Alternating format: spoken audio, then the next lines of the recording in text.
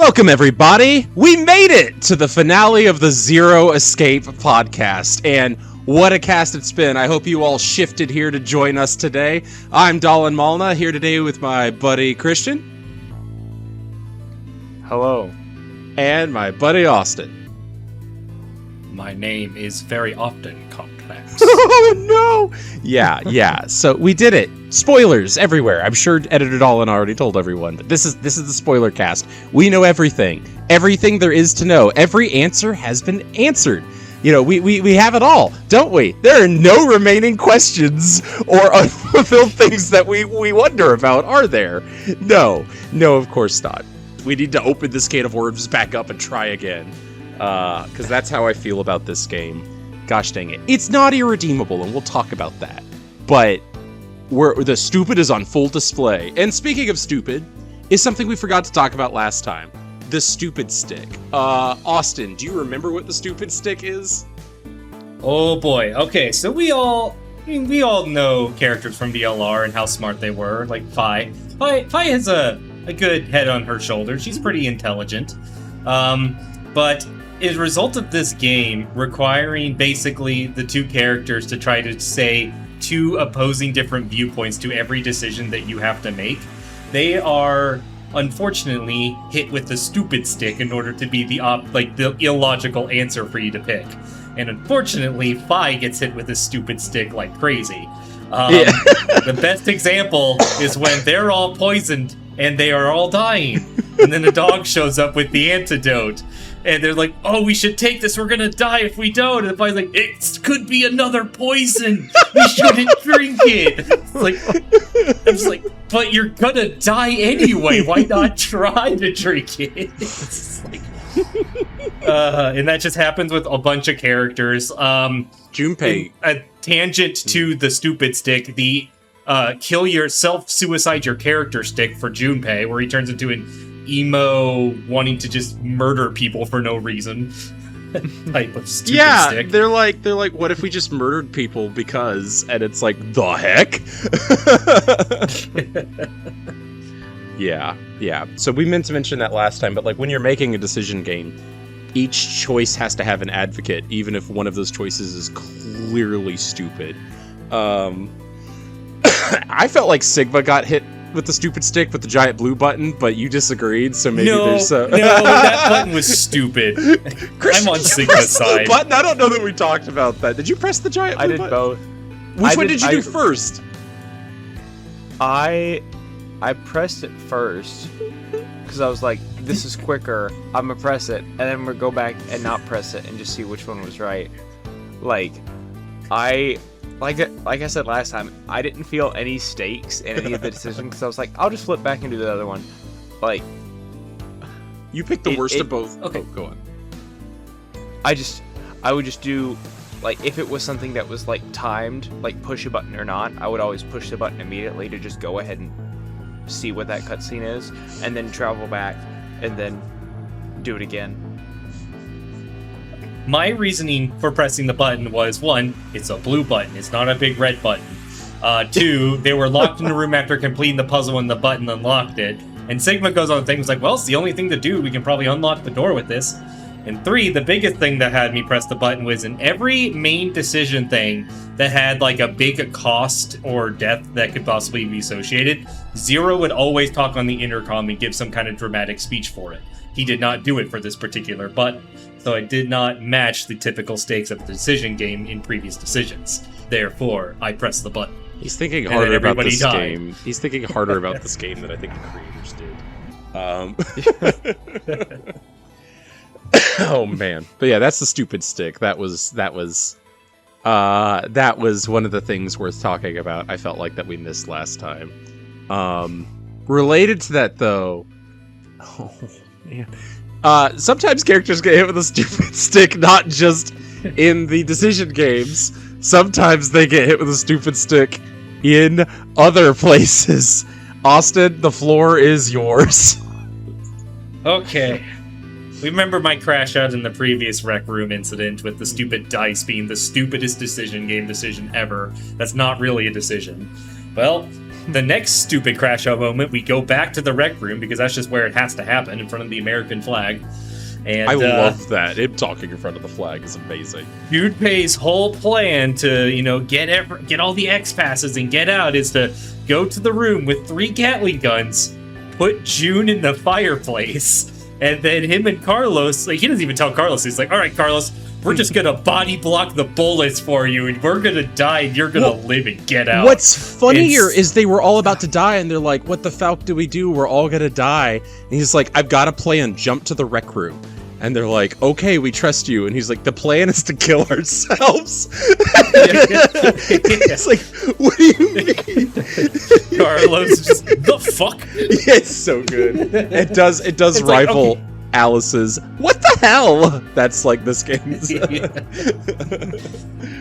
But we've clearly seen when they have died in that room that these Gatling guns go through the solid wood bar through their bodies and killing them all. But they think that their bodies are all of a sudden going to stop all these rounds and protect her for some reason. Yeah. That doesn't make any flickin' sense. Somehow it works. Plot, I guess. The bullets are very complex or something like that. It irritated the crap out of me. Mm-hmm. Yeah. So that was great. I think it's a decently funny plan because I do like the idea of like, all right, we'll get the X passes. It's just like one of the dumber ways to go about it. Oh man. Yeah, the easiest way to go about it would be just jumping to a place where multiple people are already all dead because it just pops up on the board and you just read them. I mean, yeah. Instead of let's traumatize my girlfriend by dying in front of her. Yeah, it was. I don't know. We talked about this last time, but I feel like D Team is decently in character from VLR, but like C Team, Carlos, Junpei, and June just. I mean, I don't know, Christian. How did you feel about the new versions of them of everyone having finished this so far? Right? Purple. What is purple? Their hair's purple? Is that what we're doing? Yeah.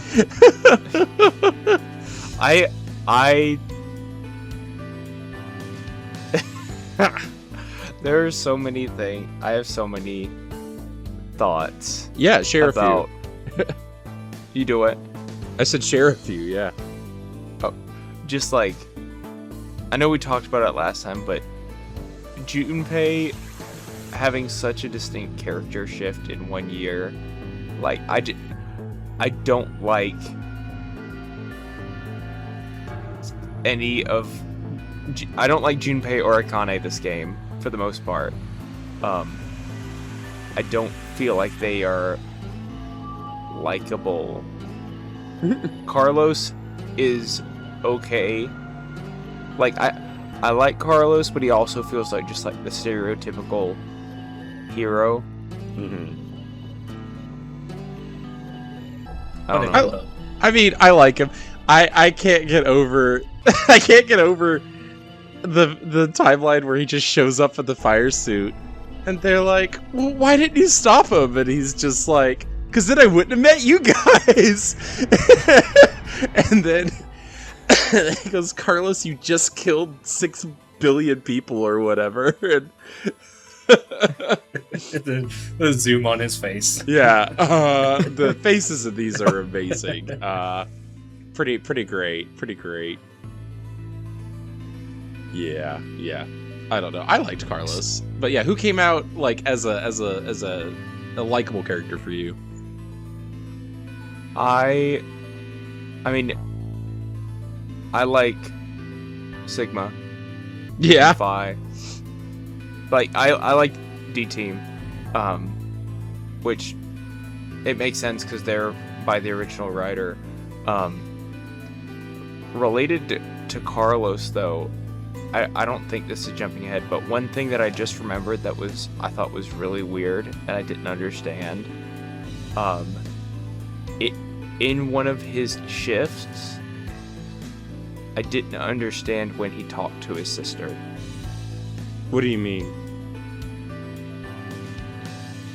Like, do you guys remember when like he's mid shift and he just like he hears his sister's voice calling out to him? He was having a flashback. You cut out. I don't know what you said. He was having a flashback. No, there was a flashback, but then I thought one of the scenes was like he was shifting and she was talking to him while he was shifting. What was she saying? Because I don't remember. I may be misremembering. I'm pretty sleep deprived. I seem to recall, the way I recall it is they're like, oh, you've always been shifting ever since you were a firefighter, and then he had a flashback to when he saved his sister in the fire, and that was an evidence that he had been shifting all along and not knowing it, was how I took that scene. Yeah, but wasn't there another scene when like it wasn't a flashback to the fire, but he heard her voice? What did she say? Like, I don't feel remember. like that happened. I just can't remember. It was some kind of encouragement to him or something. Okay. Yeah, like you can do it, Carlos, or something. Editor Dolan. Because like she's You in know like what a you must do. perpetual shifting coma, right? Yeah. What did they call that disease? Editor Dolan, also that. Whatever the...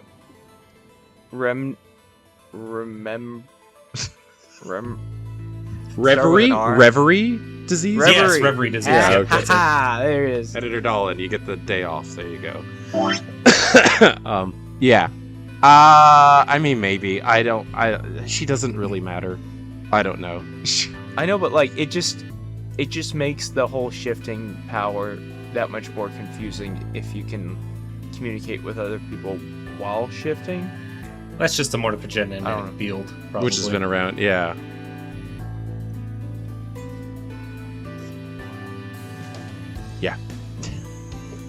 But on those characters, I did like Akane, actually, in this game. She didn't bother me, really. Junpei bothered me quite a bit. Yeah. D-Team, easily the best. Sigma, top character. I like Diana more than Phi in this game, at least. Yeah. Diana grew on me a ton, but Phi is really high up there. So I like pretty much everybody except for Junpei and Mira and Eric. Yeah. Crap, I'm forgetting the kid's actual name. Sean. Sean was fine. We should talk about Sean. Oh, Sean. Okay, so do we I guess maybe we should talk a little bit more Diana and Sigma actually before we get into Sean, because I think once we start talking about the end of the ending, there's no coming back. That's just what the podcast is. So on the topic of the characters, I find the scene of Diana and Sigma being stuck there for 10 months one of the best scenes in the entire series. I think it is up there with Snake taking down Ace in the incinerator. I think it is like top tier. I'm sure any of the best VLR moments. I think it is, which is good because this game needed a couple of those. And I think that's what saves it from being kind of irredeemable, because I don't hate this game, because I feel like I can't hate a game that has such a good sequence of events, like the romance between Sigma and Diana. I think that whole deal where he recounts his, like, because this version of Sigma was married to her for 3 years, a different version of her 3 years, and had that history before she died or whatever. And so him recounting her history that she told him back to her when she's feeling down, I thought was genuinely moving. Anyway, I don't know. I sound overly earnest, but like I don't have much to say. A lot of this is so funny. A lot of the times I'm laughing at this game and I'm just like baffled.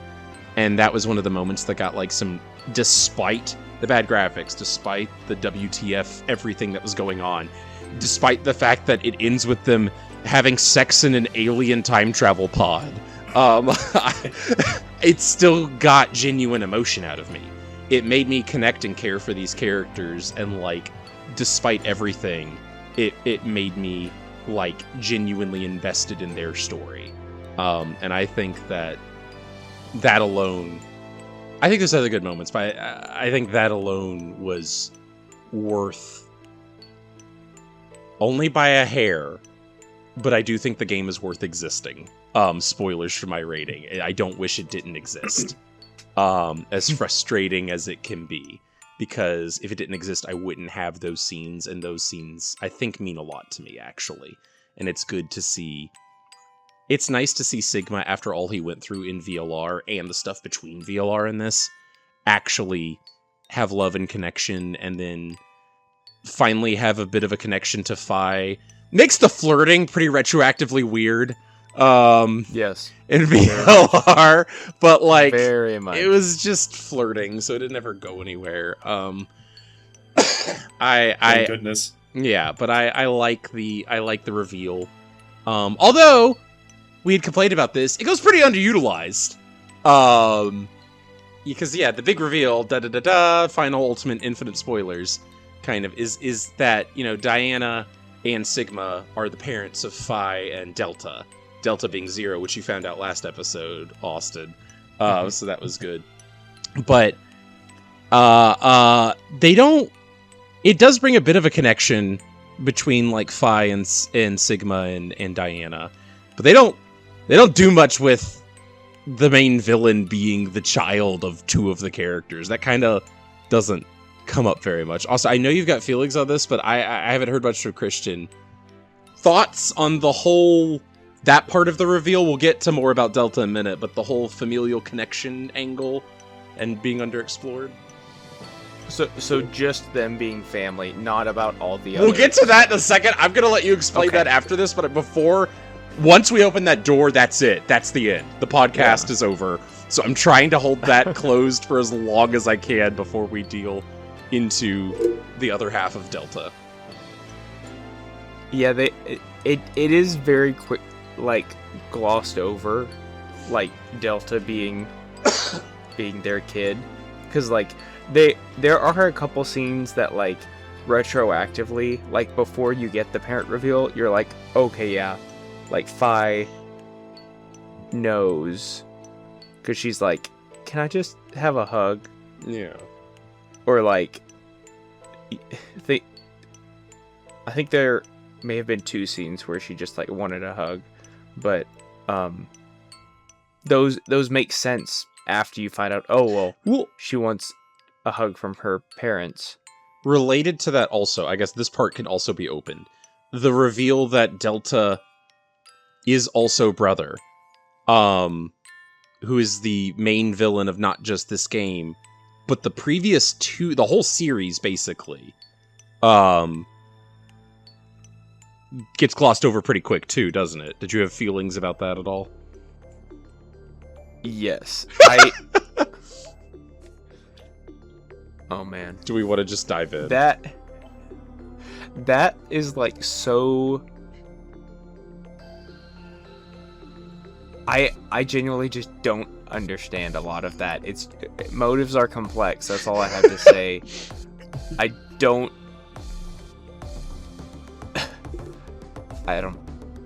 am without words. I cannot express my thoughts right now. Here's a funny piece of trivia also, based on the time travel shenanigans, you know, where they go, I don't know if you read the after the game files, they're full of nonsense, as bad as the game is, because they're like, oh, the kids got sent back. Well, they're like, how is Phi younger than Delta if they were both twins sent back at the same time? And they're like, oh, well, they sent Phi again into the future a second time. And they're like, what happened to the original Phi? And if you read the folder, that's like, oh, she became a scientist who studied at the lab, and then one day, 80 years from when she got sent there, a little girl was found in the pod, and she adopted that little girl. And if you remember Phi saying, oh, I was adopted by some scientists. So the implication being, who were older, she was adopted by her previous cloned version of herself, is the implication of that. So you can think about that. I thought about, like, how many Phis were existing at a time. I mean, never at the same time, only 2. Because presumably, unfortunately, the whole family in that timeline just dies of starvation shortly after we leave them. So they don't last very long. But then old Phi exists roughly as long as Delta does, although it doesn't seem to live as long. and for a brief time period seems to overlap with the younger version of herself in 2008, being born in 2008 or whatever. Mm-hmm. So, 2 seems to be the answer. Okay. It's a lot to take in. All right, I know normally I assign this, but I want to ask you two, who wants to reveal the other half of Delta? Does anyone want to do that? I'll do it. Do you want to do it, Austin? Go for it. I need you to explain to us what... I set the stage for us, man. This is the twist of the game. Oh, set the stage. Okay, I mean, QT. I'm trying to remember what the exact stage was. Okay, how far back do you want me to go for setting the stage? Like the scene where it happens, or my personal history with it? Let's do the whole thing. I need you to tell us a story. Okay, so, I mean, I would say the beginning of this whole reveal goes back to me trying to figure out, after I figured out who Zero was being Delta, and then when I saw the perceptive end where you shoot Delta in Q Team, I was really confused by that. I'm thinking like, okay, well, how is Delta here? And why did the characters not interact with this, like, mysterious fourth person? I can't figure this one out. Is it, like, maybe perhaps some person that just can only be perceived when certain conditions are met, or people forget him when they stop, like, noticing him? Or is he, like, jumping around in some kind of weird way, doing some weird shenanigans? The answer may surprise you. Little do we know, when we're in the pod room. Yeah, this all happens in the pod room. Eric is freaking losing his mind over Mira being dead, having the shotgun ready to kill everybody. And then just at some point, the camera finally pans over, and there's just some dude in a wheelchair that's been there the whole time. He's been part of Q Team, and he's just some blind, deaf dude. Whose name is Q, by the way. The kid is not Q. The kid is Sean. But we apparently never freaking do that. They never call the kid Sean. They apparently just did everything they could to just not address this guy in any circumstance, even though realistically they would. He's just blind, deaf guy, and then he just stands up and then just starts going on his whole rant. He's not actually blind and deaf. He's been motivations pretending to be blind and deaf. Like, yep, just sitting there the whole time watching. My idea was much cooler. Yo, it is infinitely cooler. I had ideas too. Yeah. My original idea going through was similar to yours, where it's like, oh, you're the player and you're embodied. You know, I thought you were like a metaphysical force that could only be like you, the player, were literally a character, and they would only notice you if you made yourself known to them. And so that's why Q could see when you broke the fourth wall, because you reached into the world so he could shoot you back, was my theory at the time. But like, you couldn't be observed unless you were the one that broke into the story. But that was when I thought that the ending of VRLR was going to be canon.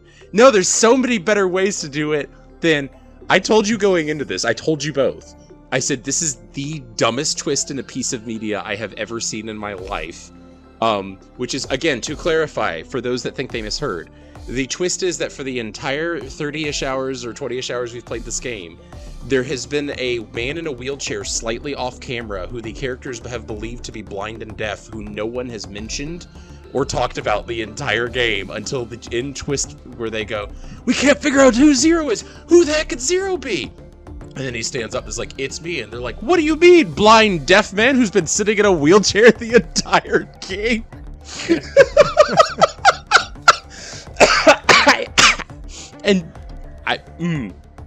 Christian.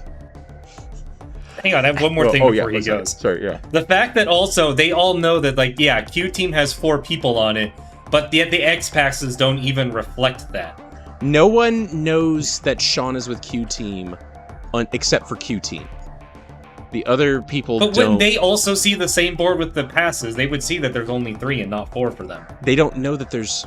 Oh, like, why does Q Team not know? Because they're dumbasses. I don't know what to tell you. Yeah, like, I know. It's just a stupid thing. Like, something that nobody questions or cares about. Because you're not supposed to know. C and D Team get a pass because they didn't ever see Sean. That's why in the ending where you flip the coin, they're like, who the heck is this kid? Because they never see Sean until, like, the end of the game. But why does Q Team... They kind of sort of question... I don't know, man. It's... It's just the stupid stick. Christian, your thoughts on this amazing twist? I'm just like Mhm. I just can't believe that the twist is, which of these 9 people is it? It's the 10th guy in a wheelchair. Duh. Like, how ridiculous of a twist is that? That it's blind, deaf, wheelchair-bound, elderly man that you just didn't know about. Yeah. And that no one spoke about or referenced in any way. Yeah. At all. No. Like, I mean, there are subtle hints, but they're stupid hints. Like, I mean, Mhm. Go ahead. well, I was gonna say, like, one of them is, there's a scene when Eric goes, "What do you think about this old man?" And then the camera pans to Gab, but he is talking to Delta. And then she's like, you know he's not gonna answer you because he's blind and deaf. But she's like, I know, I just wanted to talk to him about it, or something like that. There's some, but like, there are oblique reference. One of my favorites was Austin was watching one of the final cut scenes where it's like Sean goes back because Sean's like, I can't leave him behind, and you think again he's talking about Gab. That's their favorite trick, is they think you're talking about Gab, or they're talking about Delta sitting in the wheelchair. And then as the camera's panning out, you see like the very edge of his wheelchair, and Austin was watching the cut scene. He goes, what was that in the corner? There was like a weird metal block in the corner. I don't care. Like, they just kept going because you were so done with the game at that point already.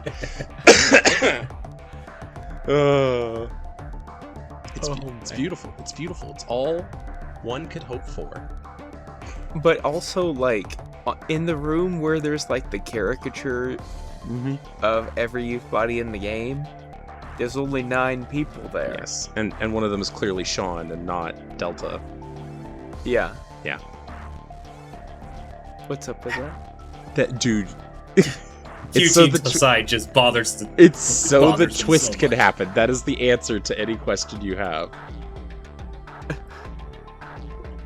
It gets but it gets better than that. Like, that's already maybe the dumbest twist in the piece of media. But they follow that up with him immediately going, and my superpower is unfettered mind control that I can make happen. Which is just a get out. This game has so many get out of jail. It's like, why does this happen? Because it does. Like, it's like, how do we solve all the time travel conundrums? That with the rules we've established, alien technology allows you to clone yourself and send it to any point in time. To any timeline, any possible timeline also. But we don't understand it, so we can't do it intentionally. It's just so the characters can end up exactly where the plot needs them to be and nowhere else. That's 1. That's pretty rough. 2 is, we need the characters to make choices that they very clearly never would make. That just isn't in any version of their personalities. What do we do with that? Mind control. That's the answer. Really frustrating. And then part 3, it's like, what could possibly justify all this nonsense? What could possibly justify all of Delta's planning, where he went back and like bought a replica of the Titanic and founded a cult and cloned people and created a future where they wiped out 75% of humanity? Christian, why did he do all this? What could possibly justify these actions?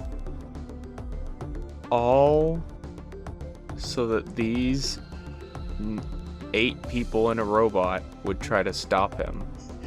No! And so that they would be No, that's motivated. not it. Because remember, it's not him. There's a crazy religious cult guy who's going to kill 100% of humanity, not 75% of humanity. But he wanted to motivate a bunch of time travelers who are already motivated to stop people, to stop a different guy. And then proceeds to not tell them who this guy is. He doesn't know. Or give him any helpful information. In his defense, he doesn't know. That's and like, the other side of why all this stuff had to happen is because he had to be born somehow. So yes, it's like, I need to be born, and I need you to be motivated. his motives were complex. Okay, as dumb as this is, we gotta give, what's the guy's name? JD. He's the voice actor for Wesker Sean. in 5. Oh. Yeah. I don't remember his name. He does a great job. Like,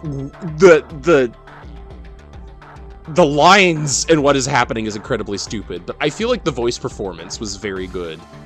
Actually, I feel like all the voice performances were pretty good in this game, given the quality of the writing. Yeah. That just reminds me of another scene because you mentioned, it's Wesker's VA, and there was a scene where he sets off some kind of timer and then shoots the dog.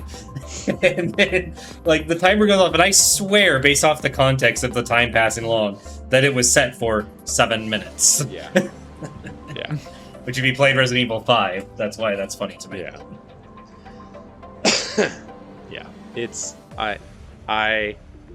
it's such a letdown, not just for this game, but for the whole series, because, oh man, I mean, let's dig into that also. Unfulfilled promises.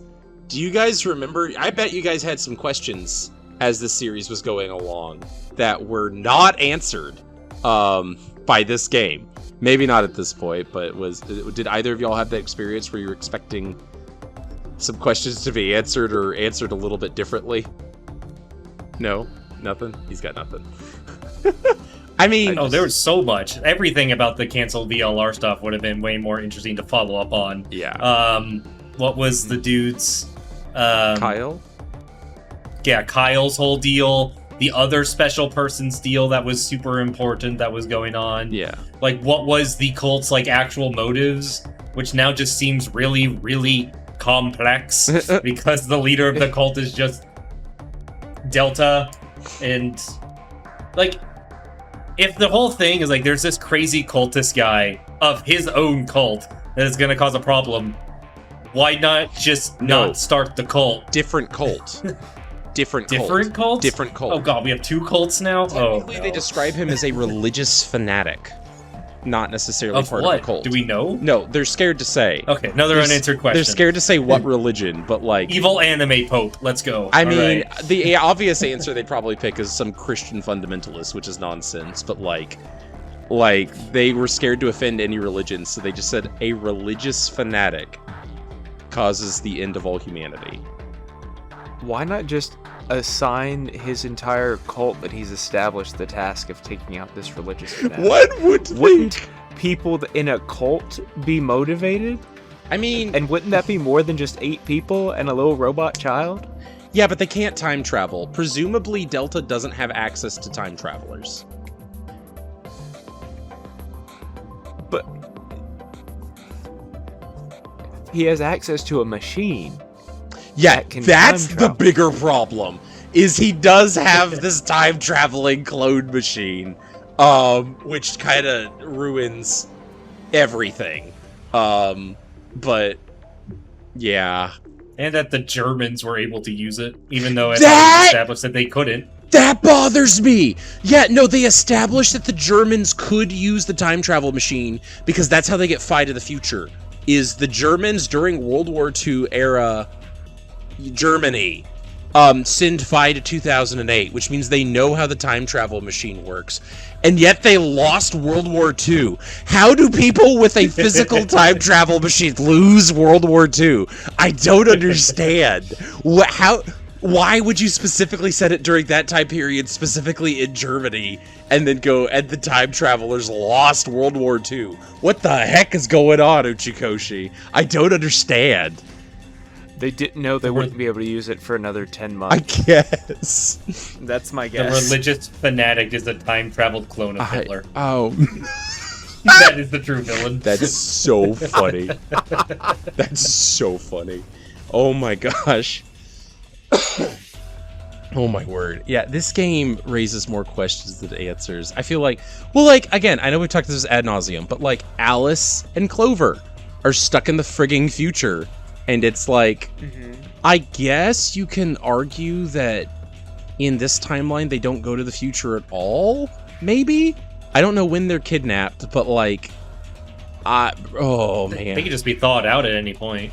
Yeah, I don't know what the whole. There were so many things that were clearly not followed up on, and it bothers me. I was just gonna say another point. If he wants people to be motivated to take out a religious fanatic, he literally has an army of robot Shans. Yeah. Like, And- literally, it shows the wall peels down, and it's just like layers upon layers of big-headed robots. Didn't he say that he had a quantum computer that could literally copy not just reality, but all possible timelines of reality too? Which is how Sean He built a machine that can shift. That's how Sean jumps, even though he's not a human, is he just pulls information from what the quantum computer sees as other possible realities. Mhm. Yeah. Which is effectively allows him to control a computer that could shift. There's so many questions that I think the answer that could have made more sense if they tweaked the writing slightly is you go, not to motivate them, but you go, I looked into the futures, and this is the only one where you guys get strong enough to beat him. I had to do this to you, so that, which is basically the twist of VLR again, which is we need you to be strong enough to shoot back to the past to stop whatever's going on at the test site. But you could argue like, hey, Phi and Sigma weren't enough. We needed an army of 9 shifters, and this is the only timeline I could see that happening. That's still dumb, but like I feel like that's mildly less dumb. I mean, back to Christian's point, that doesn't matter if you have an army of quantum robots. Yeah. You don't need other time travel people. You can produce them. I mean, mass produce them. That's pretty dumb. Which also, like, I don't remember, but does that mean Eric and Mira do shift at the end, don't they? Because everyone that wakes up, but it wasn't like they had the ability to shift. It was like they are in the presence of so many shifters that they just got carried away. Yeah, is my understanding. That right? does seem right. They don't, or they seem to at least have less control. They gained some of the ability by being in the presence of all of them, which is kind of what the original 999 experiments were trying to do. Which is also contradicting VLR, which said that you used to eat the other shifters' powers to go stronger yourself, so they couldn't shift. But now it's that's like why Clover couldn't. Which is this is really loosey goosey because again, 999 is like, ooh, the more of these guys you get together, the stronger their powers get. And then VLR is like, actually, when you get a bunch of them together, all their powers go into one or two people for some reason. And then Zero Time Dillema is like, nah, back to 999 rules. They get stronger by being in proximity to each other. Yeah. And based off that, why Delta's like big thing was just I can't shift. Yes. 2 regular people there were able to shift. Why didn't he hop on? I'm he died. Well, that is true also. Well, why didn't he think of I'm assuming that basically if humans are just like humans can be carried along for the ride because they don't have any morphogenetic connection, I'm assuming his mind control power precludes him from using other powers. But I'm assuming that. I'm again, I think putting more thought into this than I think the writers did. But presumably it's like I can mind read and mind control, which means I can't shift. Also, the funny thing is he's like, what would you arrest me for? I haven't killed anyone in this timeline. And it's like, didn't you start a cult? And you have, like, biological weapons? Like, I guess they don't have evidence or whatever, but I'm like, no, you've definitely done stuff that you could be arrested for. Like, very definitely. They weren't they able to tie the cult to, like, some of the basically the child kidnappings and experiments that happened in 999? Yes, because it was all free to soul. Yeah. So there's the stuff that he was already doing. No, yeah, so he can't be arrested. Yeah, no, he started the cult behind that, like, started all the 999 stuff. He has Radical 6 ready to go, you know? Yeah. Like, I mean, the real reason he can't be found is because he has mind control and an army of quantum robots, but, like, I don't know. There's so many. This is... Okay, so here's another question. When did he learn about all of this stuff? Because he can't shift. He can only read the minds and then basically gather the information when he encounters somebody with that information. At what point did he bump into somebody who knew all of these events were going to happen so he can start orchestrating them all? Or did he start the cult on his own volition? Presumably, he could see that Phi could shift. He said as he could read minds, he realized other people could shift. We know Phi is a shifter. We know he got sent back with Phi, so that could be one of the people. Like, you know... Yeah, but if he read the Phi's mind that he was sent back with, she wouldn't have any information. He could know... He said, like, I could tell people could shift. And then Sure. I started seeing timelines where everything went really bad in most of the timelines. That, like...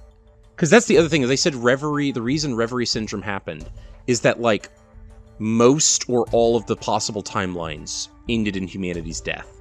And so the shifters were freaking out, basically.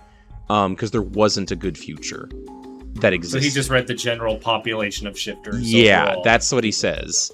And I mean... Hopefully that was before the cult founding. Otherwise, he's a weird guy. I mean, yeah, I just... I get so frustrated about... What makes me mad is, I know you didn't necessarily have an answer for the wider lore, but like in 30 seconds with partial information, you came up with a way cooler answer for like how Delta could be there than what was written in like over the course of 4 years or something like that. Like that, I understand writing is hard. I understand like a lot of things are difficult and budget constraints exist and time constraints exist. But there were better options! You've proven there were better options that wouldn't have been substantially more expensive. Just like, yeah, like you said, basically, just make him like the Silence to a degree. It's like, oh, he can only be perceived sometimes, or when you stop perceiving him, he, you know, disappears or whatever. There were so many, better options than the blind, deaf man in the corner the entire time. Oh man. I don't feel like I have much more intelligent stuff to say about that. We do need to talk about the wheel. Do you want to talk about the wheel, Austin, or? You go for it. Okay. So at one point, Austin he's throwing out some Hail Mary because I told him this was a stupid game with stupid twists, and he's like, Phi's related to someone. He's like, okay, Phi has red hair because she's related to someone. And I don't know why you didn't go for Diana, the only other redhead, but I guess that was too obvious. And you're like, Phi's got to be related to someone else. I'm just going to throw 3 random bullcrap names on a wheel, and I'm going to It was because we were going off of the meme of transgender Santa. Right. So I'm trying to figure out who the sibling is. Yeah, so you're like, who's Phi's I didn't sibling? think Diana was a sibling. That's right. You're like, who's Phi's sibling? I'm just going to spin a wheel. And he puts on this wheel, and Editor All is going to show this up. The 3 possible options Phi could be related to. And those options are Q, Delta, and Brother. And only I, at that time, realized how freaking funny that was. And I was trying so hard to contain myself as he... we even talked about last podcast, but like, because, you know, for those, again, keeping up at home, those are all the same person, which is how stupid this game is. And now at the time you thought Q was Sean, but still, he just put Q, Delta, Brother, and I'm just like sitting like, trying to contain myself as that comes up. So yeah, had to share that. I think one of the thing worth mentioning, and then I got nothing else because this game is just beating me into the ground. 2 things worth mentioning. One is that, again, we talked about this briefly last time, but the way this game handles time travel is so loosey-goosey and seems to change like scene to scene, and the implications of a lot of them are stupid. I think the final choice being like, oh, you're murdering another version of yourself is just dumb.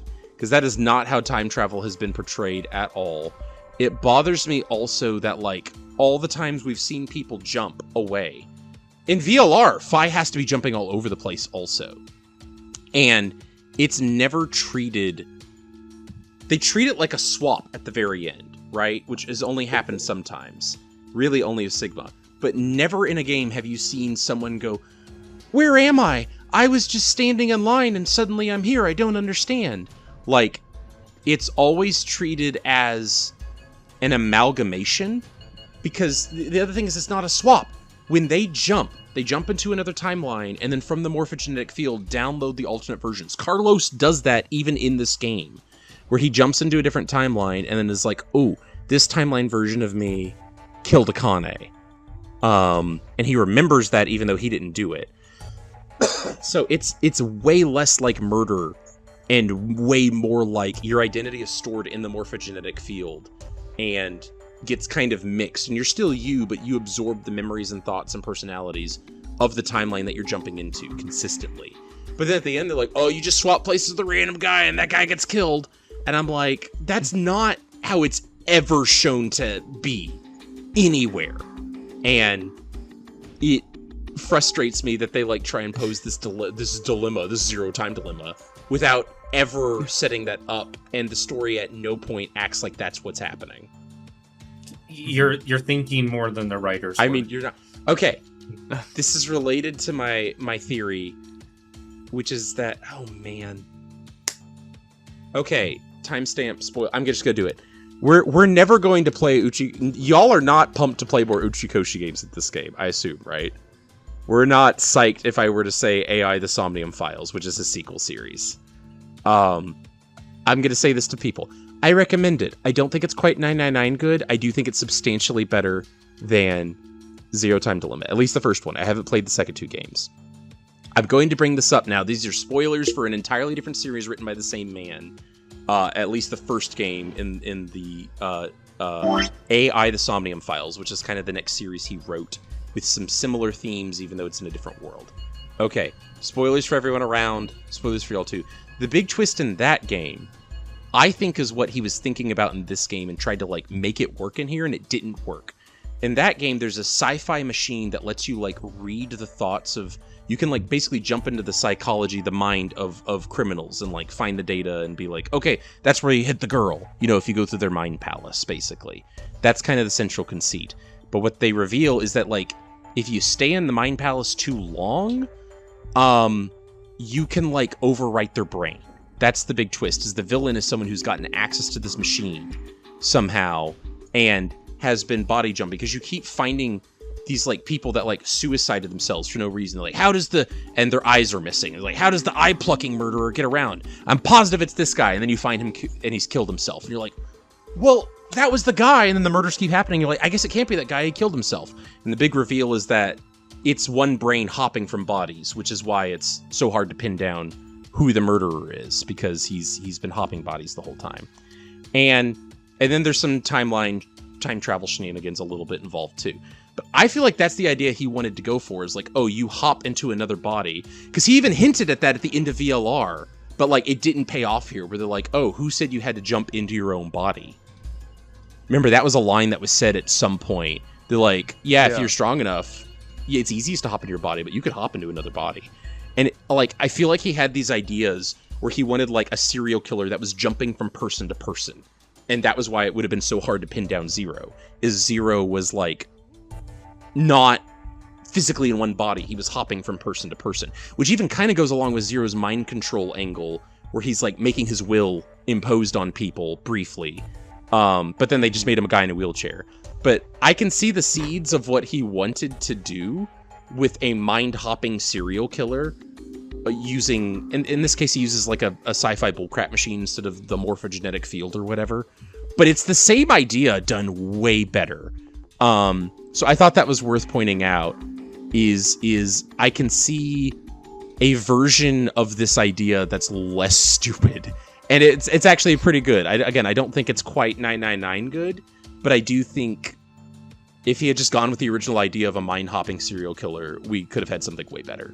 And he did do that in AI the Somnium Files, and it's not perfect, but it's pretty fun. So it's nice to know that he didn't like get bad. This was just a blip. And he's still writing fun stuff, I think, to this day. I haven't played the second game. Maybe it gets terrible. But anyway, sorry, that was my rant. But like, it's interesting to see. I'm so glad he kept making games, because if we had just stopped with this, I would have been like, what is he on about? But seeing him get to play with these ideas with a little bit more time and budget and thought put into them, I can kind of look at it and go, oh, I get I understand what you were trying to do maybe a little bit better. And yeah, I don't know. I don't have a good way to end this podcast. Do you guys have anything else to talk about before? The last little thing that bothers me is the lack of discussion or recognition between Sigma and Diana as Delta as their son. There is, like, nothing about it. The closest we get is in one scene with the supercomputer. Delta just mind controls Eric and shoots Sigma. So he basically just kills his dad, gets everybody else in there killed, and then as the screen is fading to black, he just goes, Mom, to Diana, who's just left shaking in fear. And then that's the only thing that we get, recognizing that this is their son. Yeah. We don't get a based Sigma Diana moment trying to plead to their son to be like, trying to get to know him more. It's like, what happened to you? How could you be our son? Nothing. Yeah. No recognition. It's just a dude. Disowned. They don't even disown him. They bothers just don't acknowledge it. Like, they go, oh, that's the thing that happened. They're like, oh, you're Delta. That's like the only acknowledgement. They go, oh, you're Delta. And then they just move on from there. And I have a question. Yeah. And I don't remember if this was answered. Why did they send the twins separately? Why didn't they send them both to the same place? They did. They did show up at the same place. I know, but then they, like, Phi got sent again to 2008. That was the Germans. They decided to test the time. Ask Hitler. Yeah. The Germans Okay. decided to test it on one of the babies. They're like, came from the pod, maybe we'll do the pod again. See what happens. But then... Yeah. Remember, that's why Phi gets adopted by her older self. That's why Phi got... Old Delta and Old Phi did get sent to the same place. Phi as presumably well, I guess they could have sent her immediately because they did show that just because it received, it can still send from that timeline. Which is an interesting thought. But they got this baby and they went, oh no, put her back in and then zapped her to 2008 just because they could, I guess.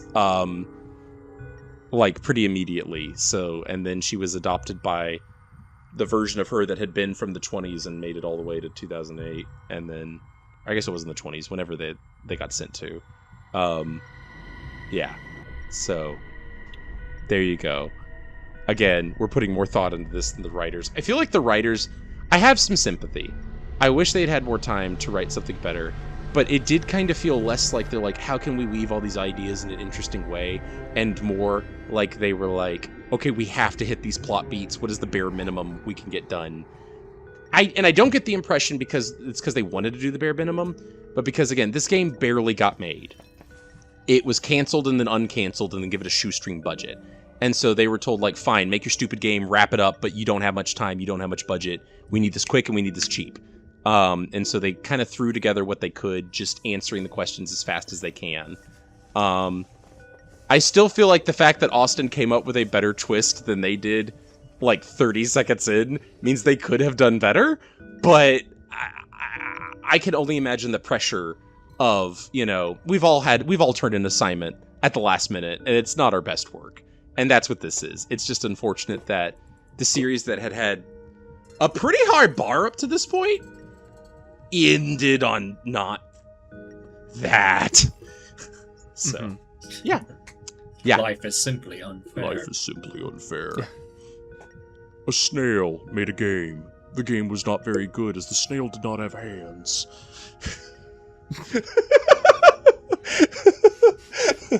Okay. Final thing then. You know it's coming. You know it's here. It's the tier list time. I'll start out because I feel like I'm the most obvious one. I've said this before, I'll say it again. 999 is a it's A+ for me. I love it. VLR, A.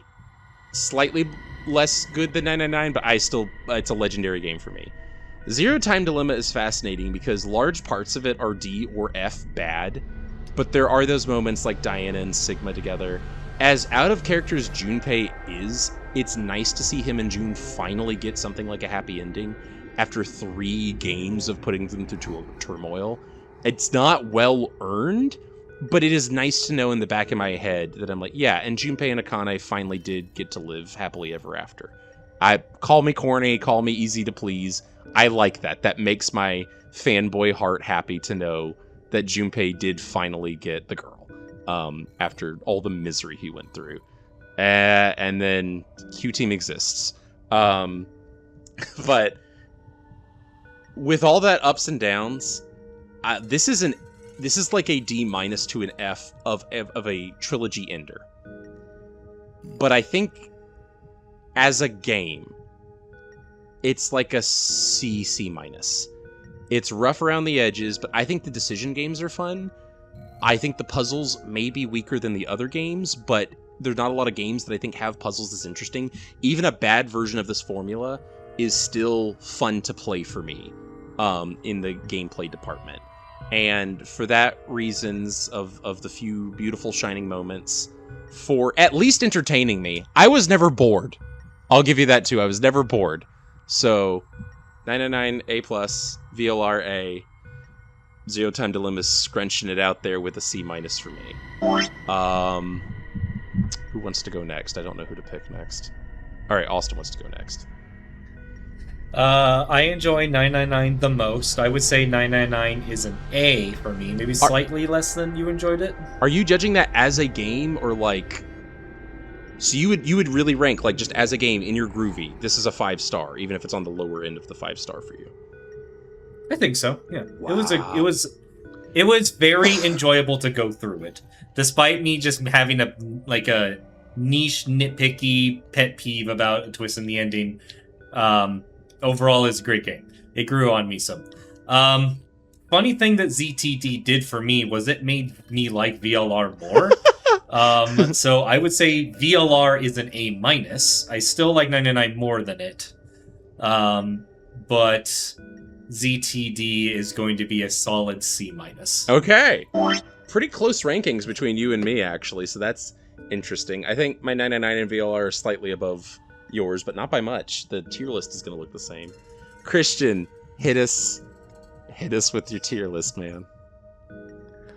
Okay. Yeah. I'm not going to be on you. We're not going to all have the same rank. You got to do the old games first where you view them now. I would agree. I feel like this game made VLR better in my eyes. Like by comparison, at least. Is it? I would say. Is that because you? Is this Thanos? Perhaps I was too harsh on you, or is this because like seeing those arcs fulfilled makes the setup feel more fulfilling?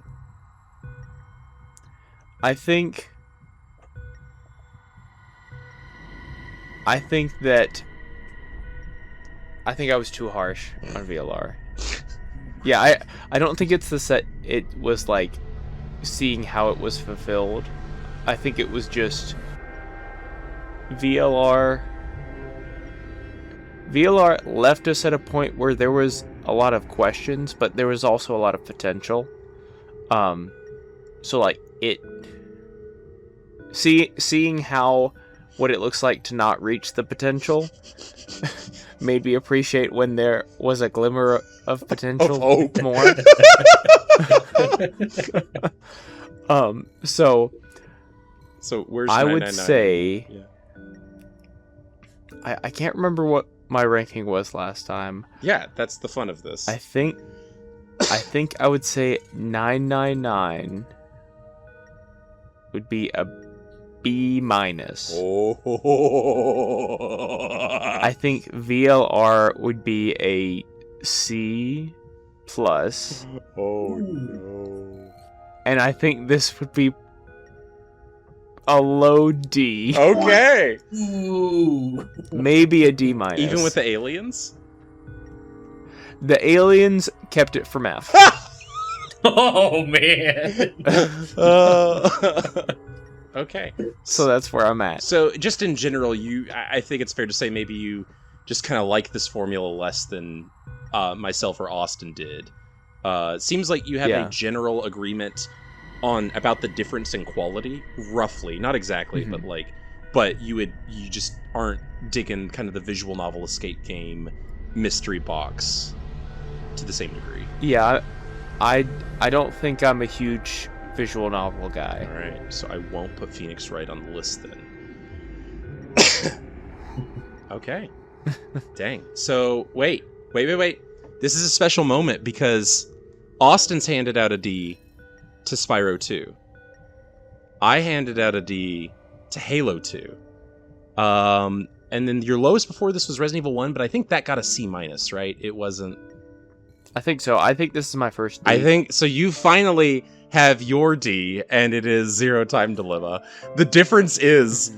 this is one where no one is offended about it. No one's going like, no, this game's amazing. What are you talking about? Like, no, we're all like, yeah, it's pretty bad. We disagree on exactly how bad, but like, there's not going to be a strong defense for why you're absolutely insane for putting this in D. I'm like, I put it a little bit higher. I don't think it's that hot of a take. Yeah, no, this isn't exactly. But it did give us some wonderful memes, so there is at least that. I mean... the emotes that I have from this series will stay with me till the day I die. You gotta admit, Christian, were you ever bored? I don't think I was ever bored. Yeah. Confused and frustrated, maybe, but never bored. Yes, confused and frustrated, very much so. All right. I mean, I think that's fair. So that we've finally done it. We have escaped Dolan's maddening visual novel detour. I just had to do it. We were talking about... What's so funny is this started because Austin and I were going to try and make a visual novel. And in the time between starting this and doing that, we've completely given up on that. I think he played a visual novel and was like, this is not what I want to do. I think he's seen what could become. And we... But that was the reason we started. This is like, you never played a visual novel. You should at least play one. And then he played one and went, I no longer want to make a visual novel. But we all got on Uchikoshi's wild ride. The detour is over. Christian, I think we've talked about this before, but you want to tell us what's coming up next on the docket? I do indeed. Yeah. Buckle up your bat belts, guys, because we're heading to the Arkham series. Woo-hoo! We're actually already a good part through the first one, so that's... Yeah, that'll be coming soon. I'm looking forward to that. Fellas, thank you for taking time to go with this wild ride with me. As much fun as I love this, as much as I am a huge proponent of the series, kind of glad to be getting to maybe some more easier to digest games. It's been nice to have a bit of a breath of fresh air to just play a game, and it's like I can do this without like my blood pressure rising. So I'm looking forward to what's ahead. I am Dolan Malna, and I'm here with my buddy Austin. Hello there. And goodbye. My buddy Christian. bye. We gotta figure out how to end these things better, man. We gotta... Wait, no, it's meta, because the Zero Time series, Zero Escape, ended badly too, so we're ending this podcast badly. That's how it's all connected, I tell you. It's all a meta commentary. Our podcasts are complex. Our podcasts are complex! Oh, man. Okay, we did it. We did it.